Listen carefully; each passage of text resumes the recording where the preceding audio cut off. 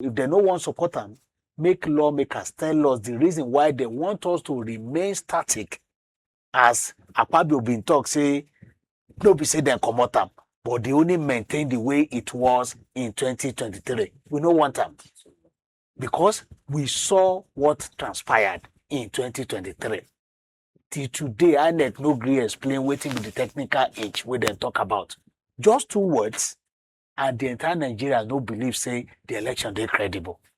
We want to have election that will encourage more people wey talk say laye and no dey vote again to come to poll, to come and exercise their civic responsibility.